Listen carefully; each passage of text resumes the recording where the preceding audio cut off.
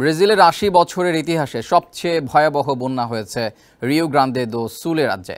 বন্যার পানিতে তলিয়ে গেছে রাস্তা, ডুবে আছে ফুটবল স্টেডিয়াম ও বিমানবন্দর। ভয়াবহ এই দুর্যোগে বিপর্যস্ত রাজ্যটির জনজীবন। পানিবন্দী হয়ে আছে অনেক মানুষ। স্বদেশীদের এমন দুর্যোগে চুপ করে বসে থাকতে পারলেন না ব্রাজিলের সর্বোচ্চ গোলদাতা নেইমার জুনিয়র।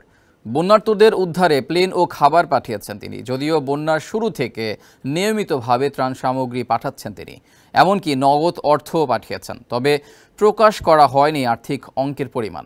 তার অনুপস্থিতিতে বিষয়টি দেখাশোনা করছেন তার বাবা নেইমার সিনিয়র।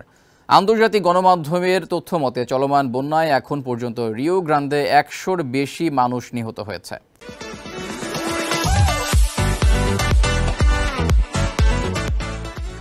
আর বাড়ি ছাড়া হয়েছে ২.৫ লাখের বেশি মানুষ। একদিকে চোটের কারণে দীর্ঘ সময় ধরে মাঠের বাইরে আছেন আল হিলাল এই তারকা। জুনে যুক্তরাষ্ট্রে কোপা আমেরিকাতেও খেলা হবে না তার।